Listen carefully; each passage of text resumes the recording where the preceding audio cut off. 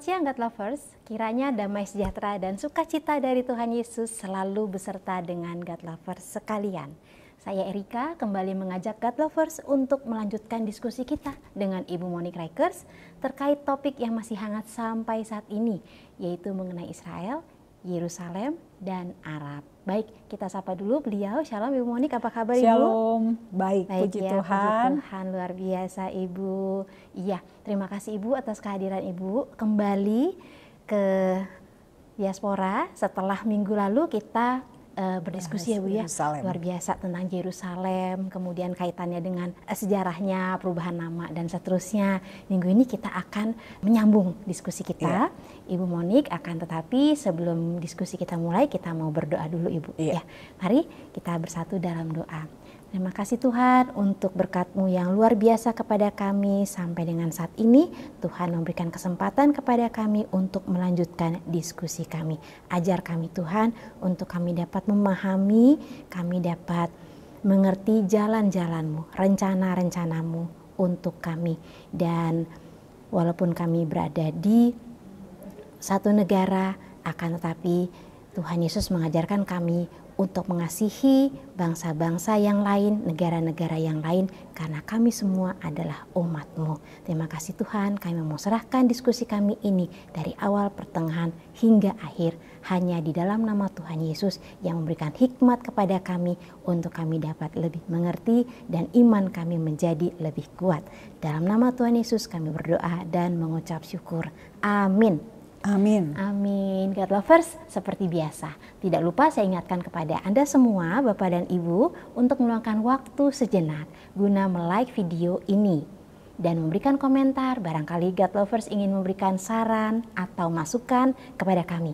Silakan dituliskan di kolom komentar di bawah video ini. Kami menunggu. Dan bagi Anda yang baru menemukan channel Diaspora TV ini, kami mengucapkan selamat datang. Kami juga mengingatkan agar Anda mensubscribe channel Diaspora TV dan mohon menekan tombol bel notifikasi. Karena dengan demikian, Anda akan menjadi orang pertama yang akan dikirimkan notifikasi oleh YouTube setiap kali ada konten baru dari kami. Terima kasih. Baik God Lovers, berbicara tentang isu Israel, diskusi yang lalu kita telah membahas dengan mendalam mengenai Israel. Penetapan Yerusalem sebagai ibu kota Israel, kemudian adanya klaim dari dua negara, kemudian juga ada nubuatan Alkitab terhadap Israel. Kali ini kita akan lanjutkan dengan pembahasan mengenai negara tetangga Israel, yaitu Arab. Ibu Monique, Yerusalem sangat menarik untuk kita bahas, termasuk juga tetangga-tetangganya. Kalau minggu lalu kita membahas ada perebutan, satu kota direbut oleh dua pihak seperti itu. Nah, menurut Alkitab ini Ibu, Arab itu asal-usulnya seperti apa Ibu? Iya, terima kasih. Ya, saudara, kalau misalnya kita lihat dari sejarah ya, setelah air bah, hanya ada 3 anak Nuh, betul, Ham, Sem, dan Yafet, beserta istri masing-masing. Dan mereka inilah yang melahirkan 70 bangsa. Kalau ditulis di Alkitab, ada di Kejadian 10 dan juga Bapak Ibu bisa lihat di Keluaran 32 ayat 8, 70 bangsa keturunan Nuh. Nah, kalau kita secara garis keturunan, maka Arab itu sama dengan orang Yahudi, sama-sama keturunan Sem. Makanya dibilang sebagai bangsa Semite, bangsa Semit. Gitu ya. Nah, dari Sem, kemudian Sem ini punya anak namanya Elam, Asyur, Arpaksad, Lut, dan Aram. Nah, dari Arpaksad ini ada cucunya namanya Eber, dan Eber ini menjadi Pelek dan Yoktan. Nah, dari Yoktan inilah Bapak Ibu yang menjadi suku bangsa Arab. Nah, ini menurut dari hasil penelitian ya. Jadi mungkin akan ada perbedaan pendapat. Tergantung dari Bapak Ibu ini rujukannya yang mana gitu ya. Itu suku bangsa Arab. Tapi ada juga misalnya kalau kita lihat di Alkitab ada rujukan tentang misalnya Ismail. Anaknya Abraham dari Hagar. Hagar berarti orang Mesir. Dan Ismail berarti berdarah Mesir dan juga ada berdarah Ibraninya. Karena Abraham dikenal di Alkitab kita sebagai orang Ibrani Iya, gitu ya. Nah, Ismail ini punya 12 anak. Nah, 12 anak ini juga hidupnya di daerah yang dekat dengan Israel, di daerah yang membentang dari, bisa dibilang di Timur Tengah juga. Jadi wilayah Sem ini berdekatan lah, hidupnya berkerabat seperti itu. Tetapi kalau misalnya banyak orang yang bilang, oke, orang Arab ini adalah orang-orang keturunan Ismail, bisa dianggap seperti itu. Tapi ada juga yang bilang, oke, mereka ini adalah orang-orang keturunan Yoktan. Ada lagi yang bilang mereka ini keturunan dari Dedan, dari Seba, gitu ya, Seba, Dedan. Ada lagi yang keturunan-keturunan dari, setelah itu masuk lagi ke orang-orang yang Midian misalnya. Jadi peneliti-peneliti Alkitab mungkin punya jawaban yang berbeda-beda. Tapi yang penting kita ketahui bahwa mereka satu rumpun. Rumpunnya adalah dari Sem tadi. Meskipun mungkin kalau diurut-urutin ke keturunannya, barulah kita nemu suku-suku Arab yang sekarang ini ada. Tetapi kalau dirujuk ke atasnya gitu ya, nemunya kalau nggak ke Ismail, nemunya ke Yoktan. Dari generasi setelah Sem. Jadi memang perbedaan pernyataan itu asalnya dari mana itu karena memang penelitiannya juga cara pandangnya berbeda-beda. Ada yang mungkin mengambilnya hanya dari garis keturunan Ismail, tapi ada juga yang mungkin mengambilnya dari Sem. Dari Sem diurut, gitu kemudian sampailah dari Eber, kemudian dari Eber baru terbagi menjadi dua, Pelek dan Yoktan. Nah, Yoktan inilah yang diklaim menurunkan suku-suku Arabia. Seperti itu ya Bu ya. Jadi memang kaitan antara Arab itu dengan Israel menurut Alkitab ya karena Arab ini berasal dari keturunan Sem seperti itu ya. Serumpun jadinya. Oh iya, mukanya mirip-mirip seperti itu ya Bu ya. Kalau saya bayangin, oh iya betul-betul. Baik, nah kemudian kalau relevansinya ini Bu dengan kehidupan saat ini, hubungan antara Arab dengan Israel itu sebenarnya seperti apa sih Bu? Kalau sekarang ya, kalau misalnya ditanya orang-orang Israel itu ramah nggak sih sama orang Arab? Menurut saya ramah. Menurut saya mereka cukup toleran Bapak Ibu. Kenapa? Karena kalau Bapak Ibu ke Israel, Bapak Ibu akan menemukan fakta bahwa di Israel itu penduduknya bukan hanya orang Yahudi, tapi ada juga orang Arab. Jadi sekitar 7 juta warga negara Israel itu adalah suku bangsa Yahudi, tapi 2 jutaan itu orang Arab. Mereka ini orang-orang Arab yang memilih menjadi warga negara Israel. Jadi ketika terjadi perang tahun 1948, karena daerahnya itu dibagi oleh PBB, kemudian daerah yang mayoritas Arab itu diberikan kepada Palestina, menjadi Arab Palestina. Daerah yang mayoritasnya Yahudi maka diberikan menjadi wilayah Yahudi Palestina. Tapi tentu saja di Yahudi Palestina pun ada yang Arab. Nah, mereka itu dikasih pilihan, mau ikut menjadi warga negara Israel atau tidak. Kalau tidak ya berarti mereka keluar menjadi pengungsi. Tapi kalau mereka memilih, oke, saya maunya jadi warga negara nih ya akhirnya mereka menjadi warga negara dan sampai sekarang mereka menjadi warga negara Israel dan di sana mereka mempunyai kesetaraan, artinya mereka menikmati hak yang sama dengan orang Yahudi. Mereka juga bisa dipilih menjadi anggota parlemen, Knesset, mereka bisa menjadi menteri, mereka bisa menjadi jaksa, menjadi hakim, mereka bahkan ada pengadilan agama gitu ya, mahkamah agama untuk mereka yang Islam. Secara proporsi mereka itu minoritas, tapi haknya tetap dapat gitu lah. Keunggulannya di situ. Makanya dibilang Israel ini sebagai negara demokratis satu-satunya sebetulnya di Timur Tengah. Karena ada faktor minoritas tadi, minoritas tetapi mereka punya kenikmatan gitu ya yang sama dengan kelompok mayoritasnya. Dan di Israel itu juga jumlahnya yang Arab Israel yang Islam itu lebih banyak daripada Arab Israel yang Kristen Bapak Ibu. Yang Islam itu sekitar 1,8, sementara yang Kristen hanya 200-an ribu.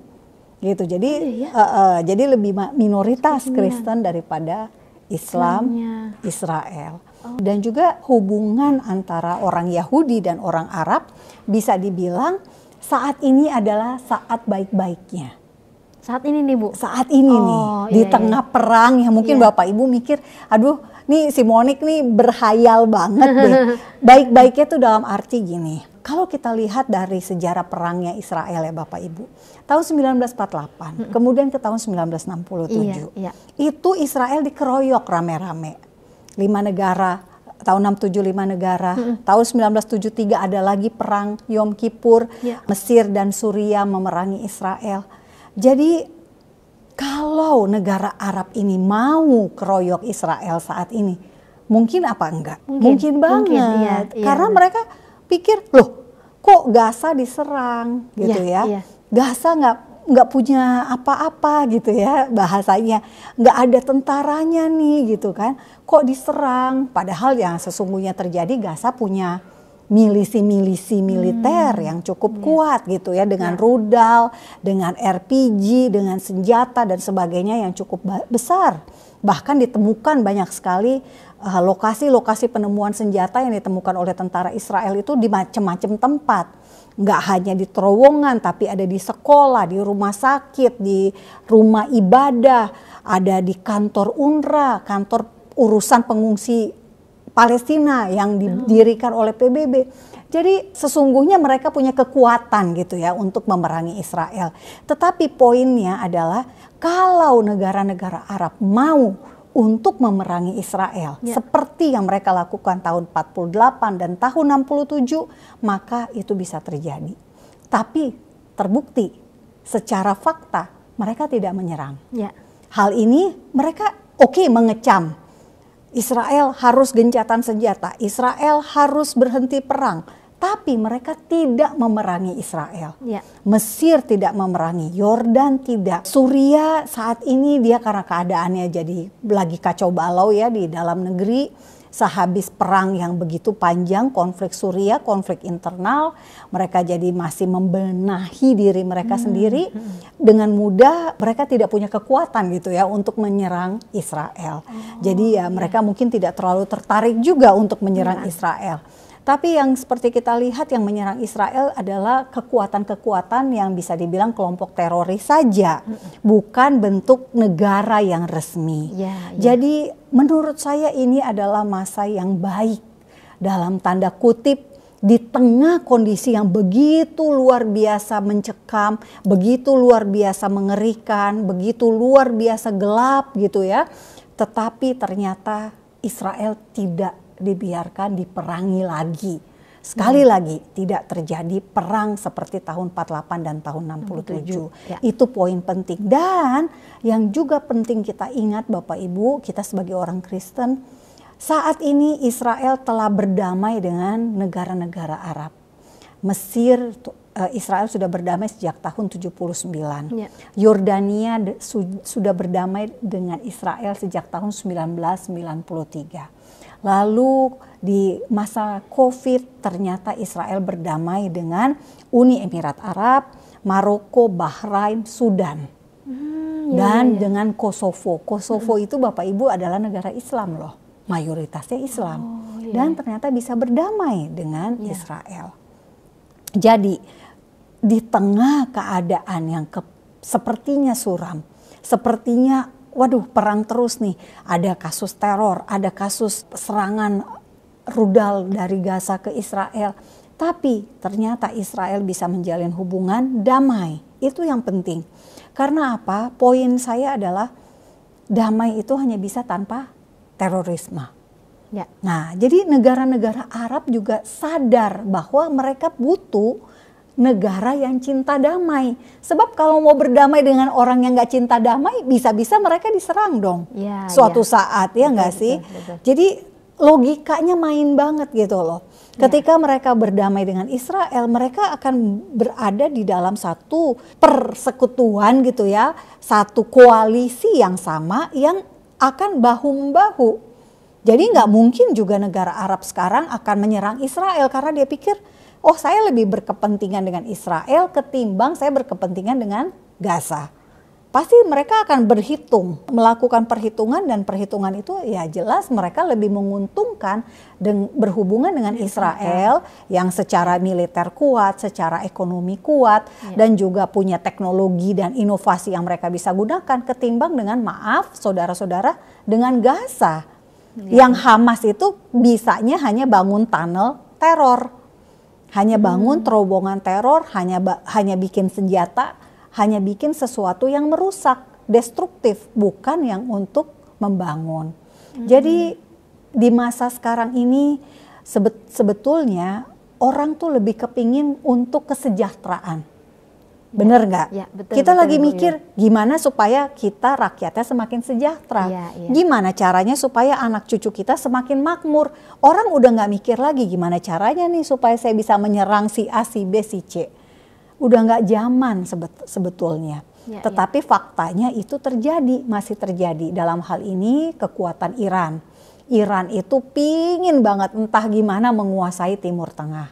Mungkin kalau kita balik ya ke kondisi yang ada, itu sejarahnya ya mungkin ada pertentangan antara mazhab Syiah dengan mazhab Sunni. Karena Sunni kok kiblatnya adalah ke Arab Saudi, sementara Syiah kiblatnya ke Iran. Jadi ada faktor untuk dua kekuatan Islam ini saling berjuang untuk punya pengaruh utama di Timur Tengah. Nah, makanya saat ini negara-negara yang berkaitan dengan Iran itulah yang umumnya menyerang Israel. Hezbollah di Lebanon, itu mereka kelompok Syiah. Nah, mereka ini menyerang Israel di Israel Utara. Kemudian Hamas meskipun mereka Sunni, tetapi mereka juga di-backing oleh Iran yang Syiah. Lalu Houthi ini nama kelompok yang berasal dari nama orang, nama tokohnya itu Al-Houthi. Nah, kelompok ini juga afiliasinya dengan Iran, lagi-lagi Syiah gitu ya. Jadi ya negara-negara Sunni tentu mikir, wah kalau saya nyerang Israel berarti satu kubu dong sama yang Iran yang Syiah. Mereka pasti tidak mau. Jadi ada faktor itu juga gitu ya. Jadi keuntungan yang bisa dimainkan oleh Israel dalam hal ini adalah mereka mencari teman sebanyak mungkin. Satu musuh terlalu banyak, 1000 teman kurang gitu ya. Ada pepatah seperti itu. Dan Israel saat ini lebih tertarik dengan perdamaian ketimbang dengan perang. Lebih ingin mereka punya target-target kesejahteraan ketimbang perang. Itu sih yang paling penting. Iya.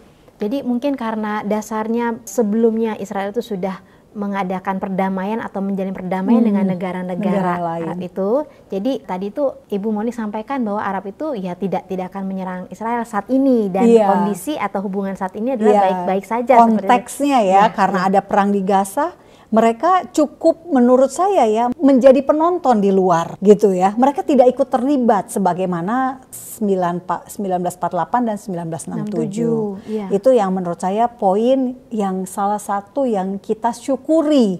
Coba bayangin kalau sekarang ada 5 negara aja yang bersekutu nyerang Israel. Pasti babak belur juga.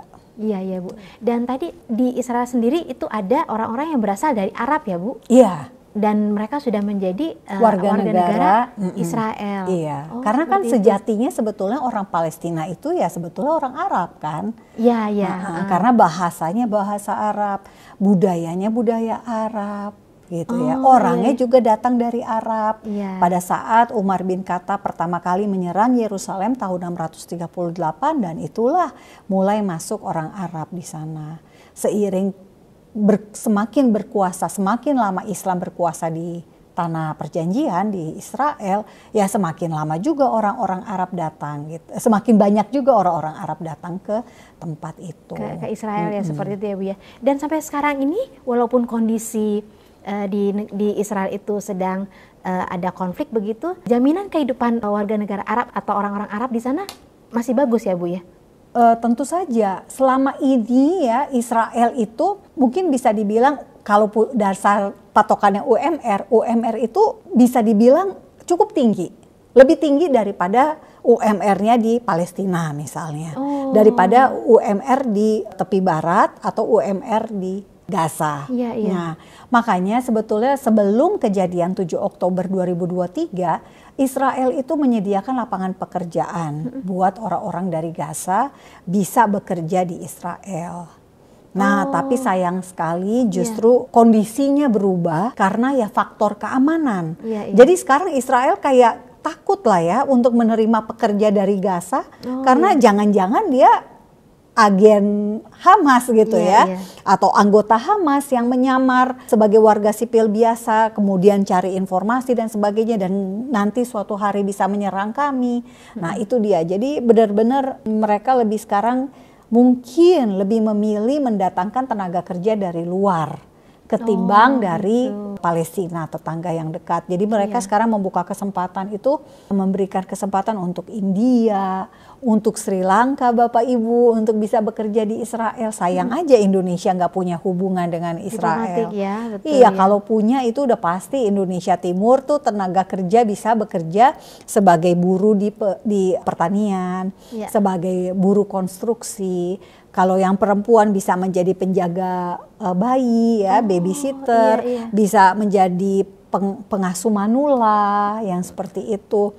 Jadi sebetulnya lumayan lah kalau ada hubungan, karena Indonesia bisa bekerja di sana dengan gaji juga lumayan. Sebulan bisa antara 20 sampai 40 juta rupiah. Let's say seperti kalau itu. Kalau kita konversi menjadi mata uang kalau rupiah. Dari rupiah dapat segitu ya. Untuk pekerjaan yang menurut saya, ya kalau kita jadi pengasuh bayi, ya mungkin kalau di Indonesia nggak mungkin dapat 20 juta kali ya. Betul, Ibu. Maaf ya, saya mungkin membandingkannya tidak apple to apple gitu ya, tapi ya maksudnya seperti itu ya Bu ya. Kita juga akan mempertimbangkan juga dengan biaya hidup sebenarnya di sana, seperti itu ya Bu ya. Iya betul. Nah kemudian Bu, sudah kita lihat perjalanan panjang antara orang-orang bangsa Arab mulai dari keturunan Sem, kemudian ternyata banyak juga orang Arab yang tinggal di Israel dan menjadi warga negara Israel, seperti itu ya Bu ya. Nah di tengah situasi Israel saat ini Bu, menurut Ibu bagaimana ke depannya nanti? Kita belum tahu ini sampai kapan ini ya konflik antara Israel dengan Hamas, dengan Gaza seperti apa. Nah bagaimana nih Bu kondisinya nanti ke depannya antara Israel dengan orang Arab yang boleh kita sebutkan orang Arab yang ada di Israel dulu, seperti itu. Kalau ke depannya sekarang ini berdasarkan dari ada satu survei yang dilakukan di lembaga demokrasi gitu ya, melakukan survei internal di kalangan Arab Israel. Mereka ditanya bagaimana pandangan setelah 7 Oktober tragedi teror terjadi yang menewaskan 1.300 orang dalam satu hari. Dan ada 248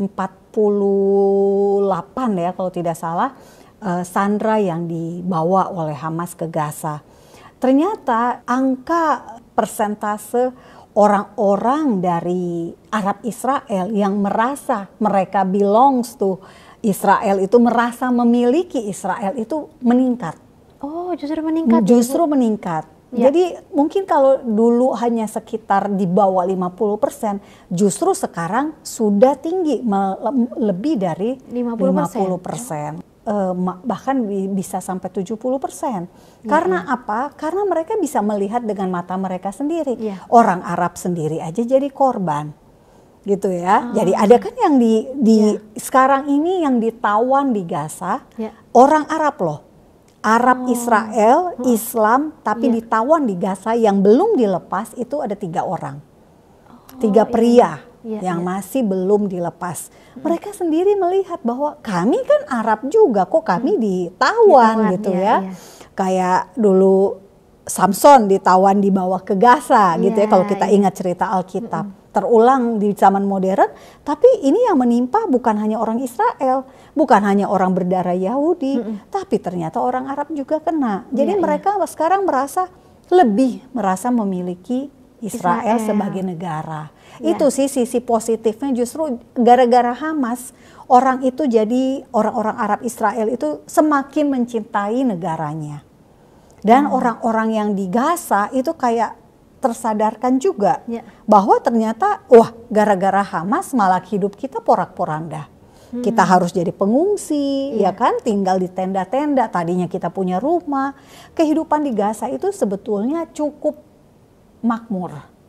Tanda kutip, cukup makmurnya ukurannya dari mana? Maaf ya, makanannya mereka tuh kafe banyak.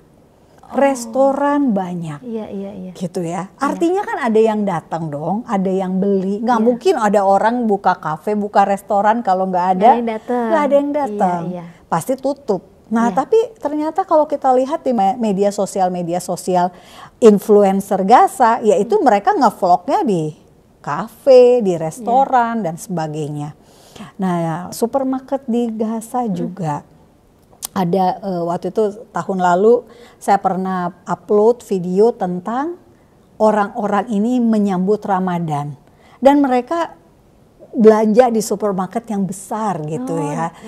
Jadi sesuatu yang ya hypermarketnya besar gitu ya. Jadi ya benar-benar yang saya juga ternyata nggak pernah kita lihat nih, Gaza yang belum pernah kita lihat seperti ini.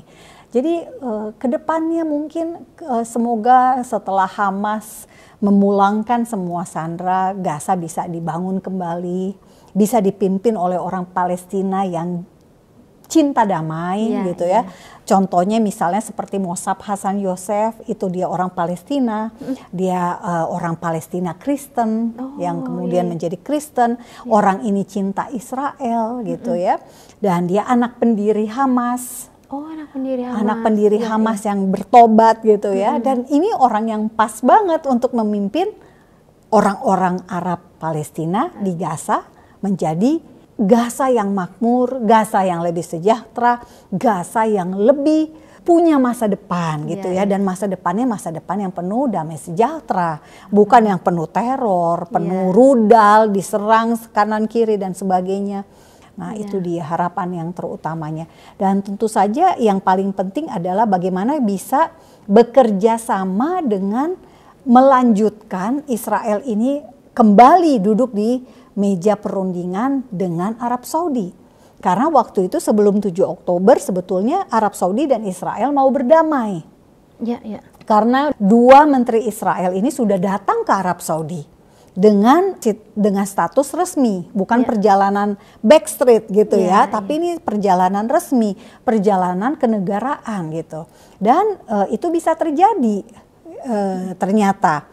Nah, makanya kemudian terjadi kasus 7 Oktober mungkin karena ada pihak yang panas tidak suka jika Arab Saudi dan Israel berdamai, orang Yahudi dan orang Arab berpelukan, mereka tidak suka. Nah, itulah akhirnya iblis bisa memakai orang untuk melakukan kekerasan.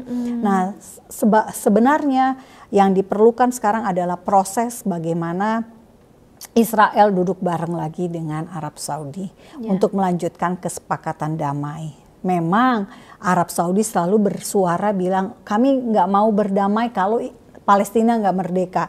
Kami nggak mau berdamai kalau Palestina belum merdeka. Masalahnya adalah Palestina saat ini pun sudah berbentuk negara gitu ya.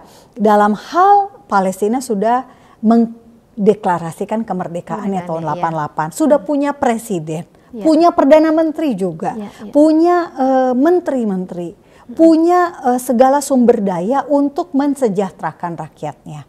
Yang mereka tidak punya adalah keinginan untuk bertetangga dengan Israel. Karena apa? Karena mereka lagi-lagi pinginnya Yerusalem itu jadi ibu kota. Dan tidak mungkin dua negara punya satu ibu kota yang sama. Betul. Jadi sumber persoalannya balik lagi nih ke Yerusalem. Legowo nggak si Palestina ini untuk saya ibu kotanya mau deh di Ramallah. Nggak apa-apa. Saya terima Ramallah sehingga saya bisa jadi negara merdeka.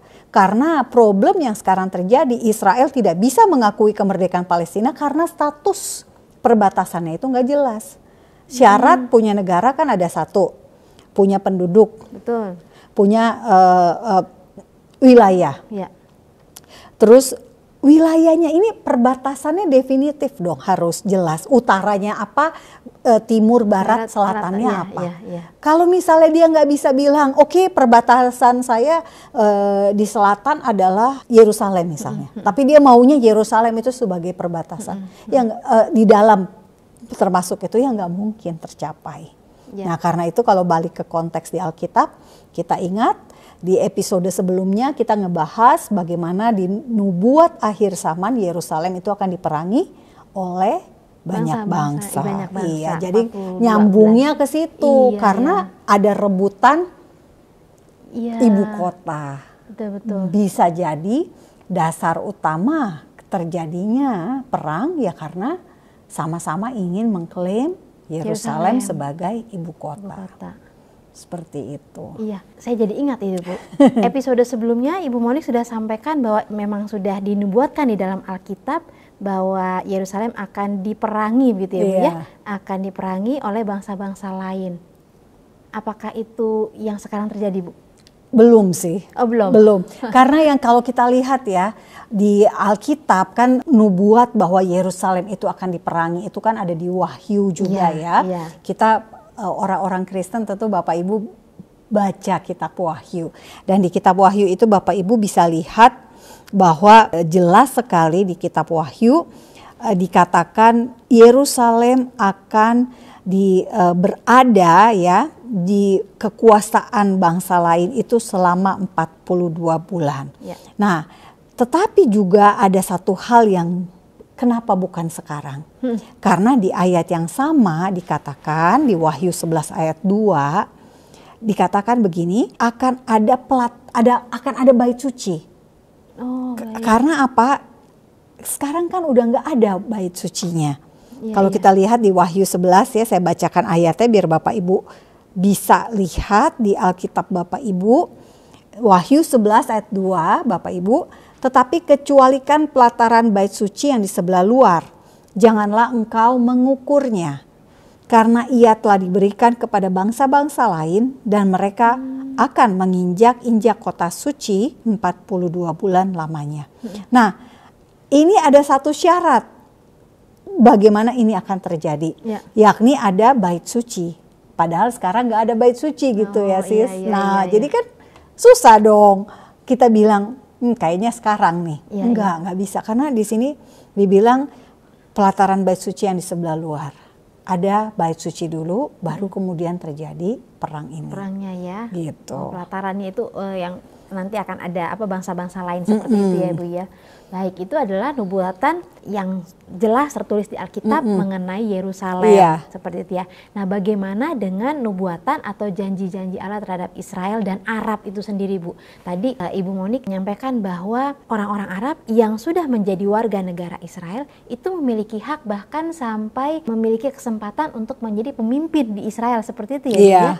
Baik, jadi kalau misalnya kita bayangkan warga negara memiliki kesempatan atau hak yang sama untuk menjadi pemimpin di negara tersebut, gitu ya. Berarti kehidupan mereka itu dipandang sama ya Bu ya, sama-sama bisa bersekolah di mana aja anak-anaknya seperti itu Bu. Kalau di Israel memang sekolah itu juga cukup unik ya, karena mereka tuh ada gini, ada sekolah Yahudi religius, sekolah khusus jadinya ya, sekolah Yahudi. Tapi ada juga sekolah mix. Yang bercampur antara Yahudi dan Arab, yang bisa bersama-sama. Tapi ada juga sekolah Arab aja misalnya. Jadi tergantung kita mau masukin anak kita kemana gitu ya. Kita mau masukin, kalau misalnya saya orang Yahudi misalnya, saya milih, oke saya maunya yang Yahudi saja ya bisa. Kalau saya maunya yang mix deh supaya dia bisa bahasa Arab, dia bisa kenal-kenal teman-teman yang berbeda, ya tentu bisa juga. Nah, demikian juga dengan orang Arab bisa ke Arab yang khusus ini bisa juga yang kemix seperti itu. Seperti itu. Nah, mungkin kalau kita lihat ya dari Alkitab deh. Kita lihat dari Alkitab. Di Alkitab itu hubungan antara Arab dan Yahudi itu ada yang positif, ada yang negatif. Baik. Jadi kalau kita lihat misalnya contoh hubungan yang negatif dulu deh. Yang negatif misalnya waktu itu di 2 Tawarik 22 ayat 1. Bapak Ibu bisa baca ayatnya, saya nggak bacakan ayatnya. Tapi ini adalah tentang orang Arab membunuh anak Raja Yoram. Oh iya. Di Alkitab ditulis orang Arab membunuh anak Raja Yoram. Iya. Kemudian waktu Nehemia mau membangun tembok Yerusalem. Ya. Nehemia berhasil membangun dalam waktu 52 hari. Tetapi latar belakang ceritanya adalah waktu itu Nehemia mau membangun, tetapi kemudian ada orang Arab yang menolak, melarang, membatasi gitu ya, sehingga akhirnya tertunda selama 16 tahun gitu ya, bayangkan. Jadi ditulis di Nehemia 2 ayat 19 ada Geshem namanya, orang Arab yang menekan Nehemia, membuli gitu ya si Nehemia supaya visinya tidak terjadi. Nah kemudian contoh yang negatif lagi adalah di zaman Rasul Paulus. Ada namanya wali negeri di bawah Raja Aretas yang mau membunuh si Paulus. Sehingga Paulus harus diturunkan lewat tembok kota, lewat keranjang.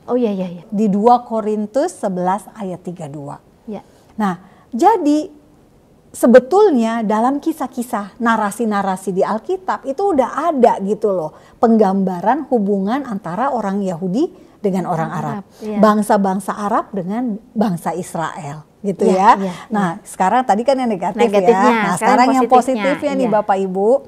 Nah yang positifnya misalnya kita ingat Salomo didatangi ratu jauh-jauh dari negeri Sheba. Jadi namanya itu bukan Sheba, tapi Makeda. Ratu jauh-jauh ini datang bawa hadiah buat Salomo. Itu ada di 1 Raja-Raja 10 ayat 1 sampai 13. Bapak Ibu pasti sudah tahu ceritanya. Ini berarti positif. Karena Sheba ini kalau Bapak Ibu lihat dalam sejarah itu adanya di mana? Di Yaman. Dan sekarang Yaman ini ada Houthi yang mau menyerang Israel. Pernah ya menyerang Israel di bulan-bulan Januari itu ya 2024, Desember 2023 itu mereka merudal gitu ya sampai ke arah Eilat. Eilat itu di Israel. Nah kota yang berhadapan dengan Laut Merah. Jadi ngebayang gak sih dulu Ratu Sheba ngasih hadiah. Hadiahnya yang luar biasa. Sekarang orang Yaman malah ngasihnya rudal. Betul. Nah kemudian ada lagi misalnya di 1 Raja-Raja 10 ayat 14 sampai 15. Ini raja-raja Arab yang memberikan hadiah kepada Raja Salomo. Karena menghormati Raja Salomo. Kemudian contoh positif satu lagi yang terakhir di 2 Tawarik 17 ayat 11. Di sini orang Arab bawa upeti untuk Raja Yosafat. Jadi sebetulnya konteks Alkitab ternyata hubungannya pernah harmonis juga gitu ya. Bahkan kalau dipikir ini ratu Sheba, ratu dari Sheba, raja Arab kasih hadiah buat Raja Israel, Salomo. Itu berarti kan udah level kepemimpinan ya, yang mengambil keputusan untuk berdamai. Makanya sekarang ya memang dibutuhkan leader atau pemimpin yang mau berdamai atau leader yang memang karakternya cinta damai. Nah itulah yang dibutuhkan dari orang-orang Palestina. Sebab kalau mereka inginnya memusuhi orang Yahudi terus ya nggak akan ada Timur Tengah yang damai. Seperti itu ya Bu ya. Ya jadi memang konflik saat ini yang kita lihat di banyak berita seperti itu ya Bu. Memang kalau kita tarik ke nubuatan firman Tuhan yang ada di Alkitab, ini bisa kita pelajari dan bisa kita lihat, kita bandingkan seperti itu, dan memang itu sudah diceritakan jauh-jauh pada saat mulai di Kejadian atau di Perjanjian Lama juga sudah ada seperti itu ya Ibu ya. Dan yang jelas Tuhan juga punya rencana yang baik juga ya untuk orang-orang dari Timur Tengah ini. Kalau kita lihat ya di Yesaya 60 ayat 6 ditulis ayatnya begini. Sejumlah besar unta akan menutupi daerahmu. Unta-unta muda dari Midian dan Eva. Mereka semua akan datang dari Sheba. akan membawa emas dan kemenyan serta memberitakan perbuatan masyhur Tuhan. Nah, di sini bisa kita lihat bahwa orang-orang dari negeri yang kita klasifikasikan sebagai Arab ini, mereka itu justru mereka ini akan mengenal Tuhan juga, karena di ayat ini disebutkan mereka akan memberitakan perbuatan masyhur Tuhan. Dan di Yesaya 60 ayat 7 misalnya, segala kambing domba Kedar akan berhimpun kepadamu, domba-domba jantan Nebayot akan tersedia untuk ibadahmu, semuanya akan dipersembahkan di atas mezbahku sebagai korban yang berkenan kepadaku, dan aku, ini Tuhan, menyemarakan rumah keagunganku. Jadi Tuhan berbicara tentang suatu masa di mana di masa itu rumah Tuhan, bait sucinya Tuhan ini akan dipenuhi kambing domba Kedar. Ini Kedar kan asosiasinya adalah dengan dari keturunan Ismail. Nah, mereka ini semuanya akan datang dan dibawa ke Yerusalem, ke rumah Tuhan. Jadi gambarannya justru Tuhan punya bayangan yang baik, bayangan yang positif gitu ya, betul, tentang apa yang akan terjadi. Tetapi memang mungkin kalau ditanya, iya tapi ini kan yang faktanya sekarang kan enggak gitu ya. Beda banget gitu ya. Kita lihat sekarang ini ya Bu ya. Iya betul. Iya memang makanya kalau kita sekarang perhatikan ya, kalau menurut saya kita selalu harus ingat bahwa selalu kita itu hidup di dalam dua dimensi memang. Dimensi dunia nyata gitu ya, dan dimensi spiritual. Nah, fokus kita tentu saja adalah fokus selalu untuk melihat di balik semua ini tentu otoritasnya Tuhan. Kewenangannya Tuhan. Meskipun keadaan kayaknya kacau balau, kita tetap percaya bahwa Tuhan yang berwenang atas semua ini. Jadi nggak perlu takut. Dan gak perlu galau juga, jadi kayak merasa ini Alkitab kayaknya gak bener deh, kayaknya karena gak sesuai antara realita dengan apa yang ditulis gitu ya. Kita harus sabar karena belum tentu waktunya itu sekarang gitu ya. Kairosnya Tuhan, waktunya Tuhan itu pasti yang terbaik. Tuhan pasti tahu yang terbaik. Kapan nih momen mereka akan berdamai, kapan nih momen mereka akan duduk bareng memasyurkan nama Tuhan. Nah, seperti yang ditulis tadi di Yesaya 60 ayat 6, Yesaya 60 ayat 7. Kita melihatnya tentu dengan mata iman ya. Kalau kita melihat dengan sekarang ya kita tahu bukan untuk jadi takut, tapi tahu untuk kita punya pokok doa. Jadi kita tuh jadi orang bukan berarti kita gue nggak mau tahu deh apa yang terjadi di dunia, bukan urusan gue. Nggak gitu juga. Tugas orang Kristen bukan itu. Tugas orang Kristen dia tahu apa yang terjadi di dunia. Tetapi apa yang terjadi itulah pokok doa kamu. Itulah pokok doa kita untuk kita bawa di dalam doa. Kalau kita tahu terus kita kayaknya makin gak jelas nih dunia. Kita akan jadinya makin tawar hati, iman itu akan semakin pudar. Tapi kalau kita lihat Tuhan punya janji A, Tuhan punya janji B dan itu belum kelihatan, kita justru akan semakin semangat dan iman kita akan bertambah semakin terus tambah, ya, bertumbuh, bertambah, dan tentu saja ujung-ujungnya itu justru akan membuat kita punya perspektif yang berbeda juga tentang dunia.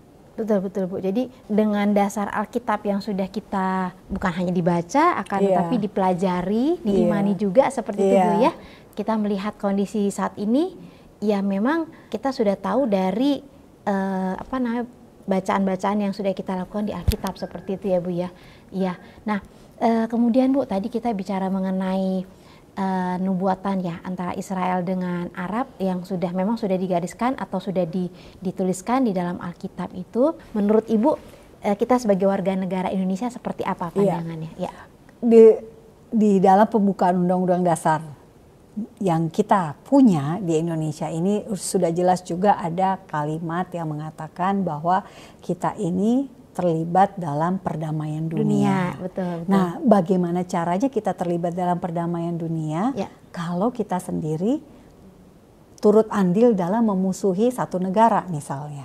Nggak mungkin kan. Iya. Jadi kita hanya bisa menjadi partisipan aktif dalam perdamaian dunia jika kita memang menjadi pembawa damai. Damai itu selalu dimulai dari diri kita sendiri dulu. Ya. Damai kita nggak bisa bilang, hey Israel kamu harus berdamai sama Palestina. Nah kita harus tanya, hey kamu yang ngomong kamu udah berdamai atau belum? Ya. Kamu sudah berdamai dulu atau belum gitu kan? Ya. Jadi balik lagi sih ke diri kita dulu, ke bangsa kita dulu. Kita mau Israel berdamai dengan Palestina, tapi sudahkah kita berdamai? Gitu kan? Jadi memang kayak telur dan ayam duluan. Gitu ya. Mau yang mana duluan? Mungkin orang-orang akan bilang, ya udah kita mau damai asal dia duluan dong yang damai. Kalau kayak gitu kan emang nggak bisa terjadi nih, ya, Bu, ya? damainya nih nggak akan terjadi gitu loh. Jadi ya memang kita harus punya rasa untuk memprioritaskan, mungkin bahasanya adalah banyakkan manfaatnya atau mudaratnya gitu ya, bahasa sehari-hari. Ya kita pikirkan untuk kepentingan negara kita, manfaatnya lebih banyak mana kalau kita berdamai dengan Israel. Tentu kita sudah bisa menjadi negosiator yang mendudukkan Israel dan Palestina. Itu sudah satu hal yang positif. Yang kedua, kita bisa pakai teknologi Israel sebanyak-banyaknya di negara kita. Yang jelas-jelas kita adalah negara pertanian. Kita nggak perlu impor lagi, petani kita akan lebih sejahtera. Pertanian di sana bagus-bagus ya Bu? Bagus. Wow, luar biasa. Itu gurun tapi mereka punya pertanian yang unggul karena tanahnya yang gurun itu bisa digunakan untuk pertanian. Itu udah satu bonus. Dan kalau gurun itu berarti kan air kurang. Tapi mereka bisa mendaur ulang air. Itu kan kita bisa pelajari juga. Mereka punya sistem irigasi tetes yang baik, yang bagus gitu ya. Jadi kita nggak perlu, kalau bahasa saya ya, nggak perlu untuk misalnya menggusur satu daerah untuk bangun bendungan, bangun waduk, karena kan waduk itu butuh besar ya, dan berapa desa yang harus digusur gitu direlokasi bahasanya. Kalau dengan sistem irigasi tetes, mungkin kita hanya perlu satu aliran sungai, satu aliran danau atau apa, dan itulah yang di pipa-pipa yang dialirkan ke tanah-tanah pertanian rakyat, seperti itu. Jadi banyak positifnya. Dan kemudian juga teknologi, teknologi informasi, teknologi sains ya, terus telekomunikasi dan sebagainya, itu semuanya tentu ada di Israel. Dan untuk pertahanan juga kita bisa pakai teknologi pertahanannya mereka. Memang kita tidak akan butuh Iron Dome. Gitu ya, kita tidak butuh penangkal roket. Siapa juga mudah-mudahan nggak ada yang mau meroket Indonesia ya. Tapi kita butuh misalnya alat penjaga laut Indonesia yang begitu luas ya, betul. Jadi misalnya ada kapal pencuri ikan masuk, nah mereka udah bisa alert gitu ya, udah ada alarm di pantai sehingga mereka udah bisa langsung datang gitu kan. Laut luas sekali, udah keburu ngambil ikan dulu baru dikejar udah lolos lah ya gitu. Jadi banyak positifnya. Dan tentu saja buat dari sisi kita sebagai orang Kristen, kalau kita punya hubungan, tentu kita akan lebih mudah ya untuk pergi ke situs-situs kekristenan yang ada di Israel. Dan kita akan lebih mudah untuk pergi ke sana karena ada kedutaan besar, gitu ya. Jadi menurut saya antara manfaat dan mudaratnya ya tentu kita lebih memilih sebanyak mungkin manfaat untuk bangsa kita. Jadi bukan berarti kita berdamai dengan Israel itu kita untuk kepentingannya Israel, enggak. Mereka juga mungkin melihat Indonesia karena secara lokasi sangat jauh ya, bukan di regional Timur Tengah. Tentu mereka target utamanya adalah berdamai dengan negara-negara tetangga Arab dulu nih gitu. Jadi mungkin mereka tidak terlalu fokus juga ke Indonesia gitu ya. Tetapi kita yang menurut saya justru kita yang butuh teknologinya mereka, dan itulah yang harus kita kejar. Gitu. Betul ya Bu ya. Mudah-mudahan bisa disadari begitu ya Bu ya, dengan dari berbagai pihak sehingga hal itu bisa kita dapatkan Iya. ya, bukan untuk menjadi keuntungan pribadi sebenarnya Ibu ya. Iya. Tapi selain tadi kita mau menjadi juru damai, itu istilahnya Ibu ya, idealnya seperti itu. Akan tetapi teknologi atau kecanggihan-kecanggihan, kemajuan-kemajuan yang dimiliki Israel itu bisa kita gunakan untuk kepentingan bangsa kita juga, seperti itu ya Bu ya. Wah, luar biasa ini.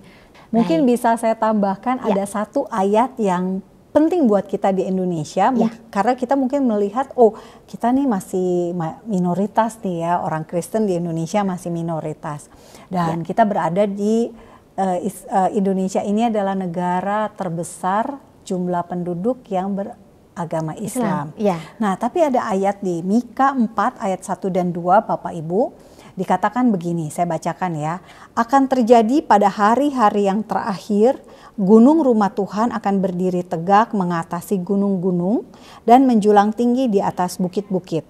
Bangsa-bangsa akan berduyun-duyun ke sana. Bangsa-bangsa, artinya bangsa Indonesia termasuk nggak? Amin. Termasuk. Amin. Banyak suku bangsa akan pergi serta berkata, mari kita naik ke gunung Tuhan, ke rumah Allah Yakub, supaya ia mengajar kita tentang jalan-jalannya, dan supaya kita berjalan menempuhnya, sebab dari Sion akan keluar pengajaran dan firman Tuhan dari Yerusalem. Nah, Yerusalem lagi Bu disebut. Yerusalem lagi disebut. Dan yang jelas bangsa-bangsa disebut. Artinya bangsa Indonesia masih ada harapan. Karena sesuai Alkitab, kata Alkitab, bangsa-bangsa akan berduyun-duyun ke Yerusalem. Jadi meskipun Bapak Ibu mungkin belum sempat ke Yerusalem, tetap bawa dalam doa, minta Tuhan kasih favor, kasih perkenanan untuk bisa pergi ke Yerusalem. Entah gimana caranya, Tuhan bisa menyediakan berkat khusus ketika kita rindu untuk pergi ke sana. Luar biasa. Jadi itu saja dari saya. Ya, baik, dan kita kasih, tentu Bu. saja ingat kita ke sana itu karena apa? Karena kita mau belajar kan katanya dari Sion keluar pengajaran dan firman Tuhan dari Yerusalem. Untuk belajar ya Bu ya. Belajar banyak hal. Banyak sekali hal-hal yang sudah kita diskusikan ini Bu hari ini Bu ya. Terima kasih banyak Ibu Monik untuk penjelasannya yang luar biasa. Kita akan sambung kembali God Lovers di lain kesempatan. Kita berharap Tuhan Yesus berkenan untuk mempertemukan kita kembali, memberikan kesempatan kepada kita mendiskusikan hal-hal yang menarik lainnya. Seperti itu. God Lovers, terima kasih atas kesetiaan God Lovers Bapak Ibu semua. Jika Bapak Ibu terbeban untuk mendukung program Diaspora TV ini, dapat mengirimkan donasi pada nomor rekening yang tertera di layar Bapak dan Ibu. Terima kasih. Saya Erika bersama semua kru Diaspora TV yang bertugas pamit undur diri. Sampai bertemu di lain waktu. Tuhan Yesus memberkati. Shalom.